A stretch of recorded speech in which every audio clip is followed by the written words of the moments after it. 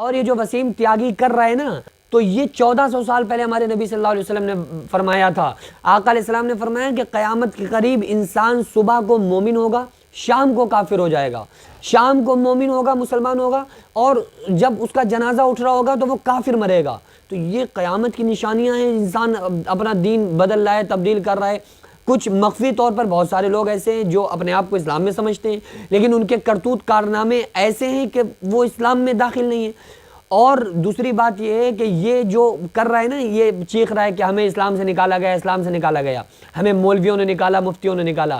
بھائی کسی مولوی مفتی نے نہیں نکالا۔ جس قرآن پر اس نے انگشت نمائی کی تھی نا، جس قرآن کی شان میں گستاخی کی تھی، جس قرآن میں پر اس نے کیچڑ اچھالنے کی کوشش کی تھی، اسی قرآن نے کا فتویٰ یہ ہے، پہلی آیت ذالک الکتاب لا ریب فیہ، یہ وہ کلام ہے جس میں شک کی گنجائش کوئی نہیں ہے۔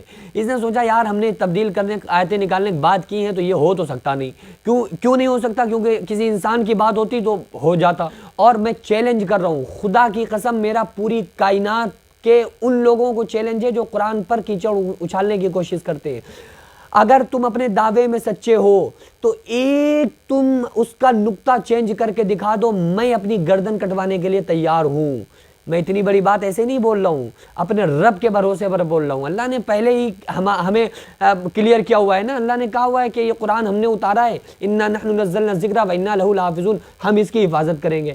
تو بھائی دیکھو، ہمارا یقین اللہ کی ذات پہ کہ اللہ اس کی حفاظت کر کے دکھائے گا، اور اگر تمہیں یقین نہیں ہے تو تم اس کا ایک نقطہ چینج کر کے دکھا دو، میں اپنی گردن کٹوانے کے لیے تیار ہوں، جو چاہے نہ سزا دینا، ایک نقطہ چینج کر کے دکھاؤ تو نہیں کر سکتے۔ یہ دلیل اس بات کی ہے کہ یہ کلام کسی بندے کا نہیں، اللہ کا سچا کلام ہے۔ اور یہ میں کسی کو نہیں کہہ رہا ہوں، میں ان لوگوں کو کہہ رہا ہوں جو بھولے بھالے مسلمان جو ادھر ادھر کی باتوں کو سن کے بہک جاتے ہیں، میں ان سے کہہ رہا ہوں، میں اپنے فالوورز کو، اپنے ماننے والوں کو میں یہ قرآن کی اس بات کو کلیئر کر رہا ہوں، اس میں کسی کو برا لگنے کی بات ہی نہیں ہے۔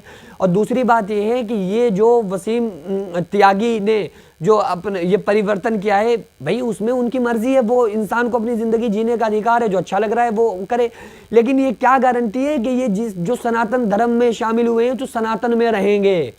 بھائی ان کے اوپر کیس لگے، ان کے اوپر مقدمے درج ہوئے، انہوں نے سوچا بھائی سب سے اچھی بات یہ ہے کہ پریورتن کر لو، چھٹی تو ہم بچ جائیں گے، یہ کر لیا۔ لیکن یاد رکھنا یہ جب وہاں پر باتیں ان کے سامنے آئیں گی نا، وہاں جب یہ پھنسیں گے تو پھر یہ سناتن دھرم کو بھی چھوڑ دیں گے۔